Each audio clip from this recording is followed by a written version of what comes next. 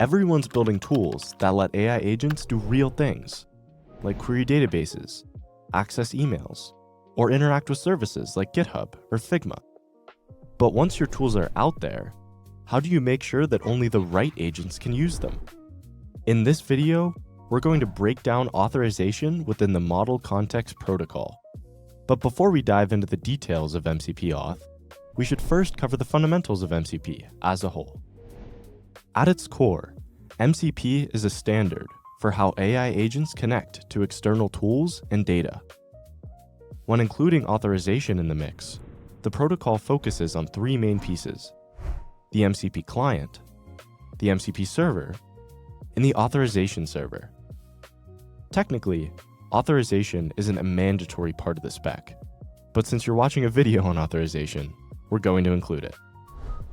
The MCP client usually sits within a host application. This might be part of an AI agent, like Claude, a VS Code plugin, or Cursor. The client is the piece that makes the request. Think of it as the hand that reaches for the set of tools. The MCP server is the portion that exposes those tools for the client to use. In practice, this usually means giving agents a structured way to carry out a process on a particular service. For example, you could wrap an MCP server around your database and write tools that let agents query, read, or write data autonomously. This way, the agent has a systematic way to interact with an external resource by invoking those defined tools. And finally, the authorization server. In order for an MCP client to access a secured MCP server, it needs to get registered with the authorization server. This is where OAuth comes in, as the MCP authorization spec enforces it as the standard. The key idea is simple. The client wants to interact with the server, but to connect to the server, the client needs a token. The authorization server can issue OAuth tokens that the client can then use to connect to the MCP server securely. Let's see how authorization would show up naturally in a request. The MCP client starts by making the request to the MCP server. Hey, I'd like to connect and call this tool. The server then checks the request and sees that the client doesn't have an access token. The server responds, "You're not authorized yet," and sends back a 401 response with a www-authenticate header that points to the Protected Resource Metadata, or PRM. The PRM is a small JSON document hosted by the MCP server that tells the client everything it needs to know to get authorized.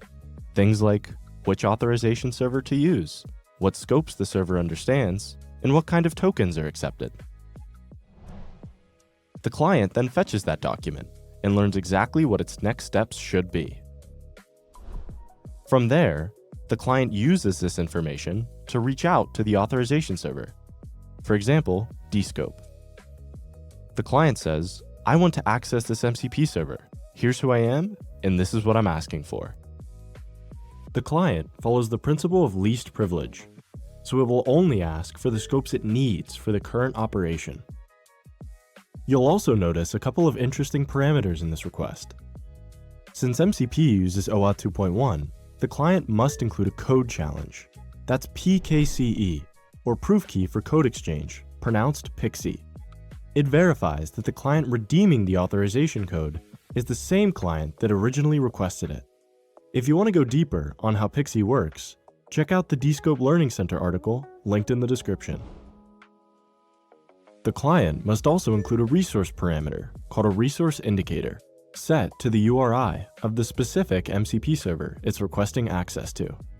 It tells the authorization server to bind the issued token to that exact server as its intended audience, so a token issued for one MCP server can be taken and replayed against another.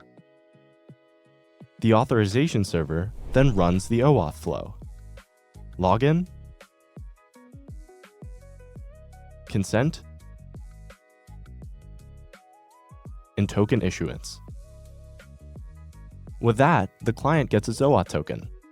That token is typically a JWT, or JSON Web Token, pronounced JWT, which is a signed object that bundles audience, expiration, and granted scopes.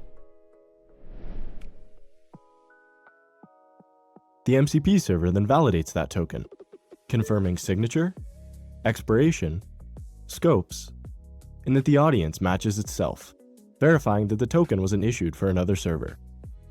The request is then allowed, and the client gets access to its tools. Once you understand how the client, server, and authorization server all interact, the natural follow-up is how does an authorization server recognize a client? In OAuth, this problem is known as client registration.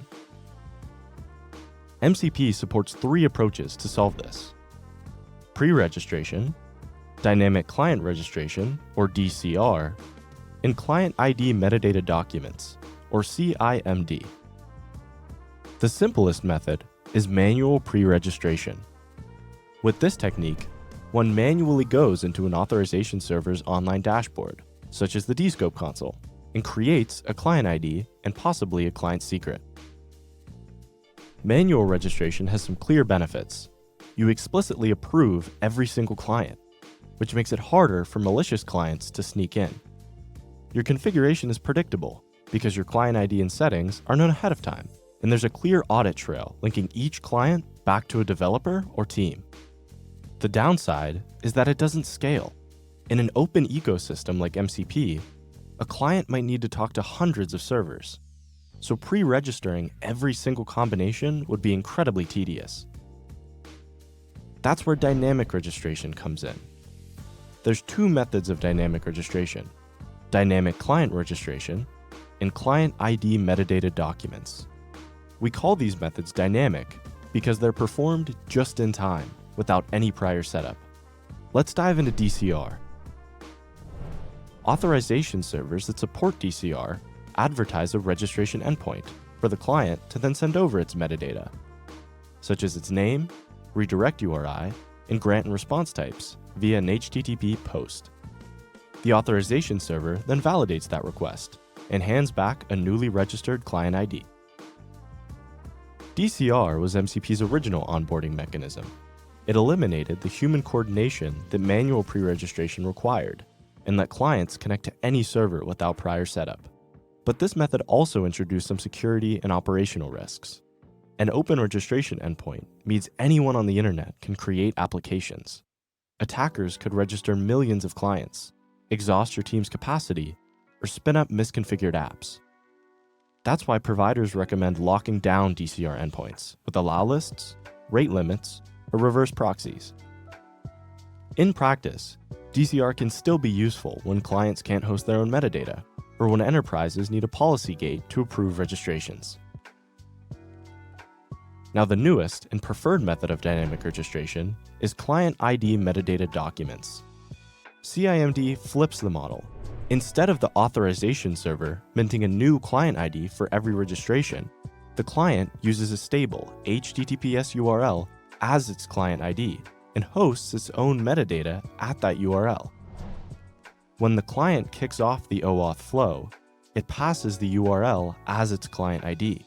The authorization server then fetches the document, validates it by making sure the redirect URI matches, the URL uses HTTPS, and that it resolves to a public IP, before caching it and continuing the flow. Here's an example of Claude.ai's CIMD. The document typically includes fields like client ID, which is the URL itself, redirect URIs, which are allowed redirect destinations, grant and response types, usually set to authorization code and code respectively for OAuth 2.1, the token endpoint auth method, often set to none for public clients, and optional metadata, like the client's name, logo URI, or JOCS URI. Think of it like a business card on the web. The document on the hosted URL is the client's identity, and the authorization server simply goes there to see what's up. This comes with some major advantages. Since the auth server doesn't need to store every registered client like it does with DCR, there's less server-side state and a cleaner lifecycle. Updating your client is as simple as updating its own client ID metadata document. Using an HTTPS domain as the client ID additionally provides built-in trust, since domain control can be verified. As of November 2025, CIMD is the default in the spec. DCR is still in the toolbox for specific cases, like desktop apps without a public origin, but by default, CIMD should be your starting point for new MCP servers and clients. That's it for the fundamentals of MCP Auth. If you have any questions or ideas for future videos, drop them in the comments. If anything didn't fully click, I've put links in the description to use your preferred LLM to explore this topic on your own. I'll also include additional documentation from the Descope Agentic Identity Hub and some helpful blogs. Thanks for watching, and I'll see you in the next one.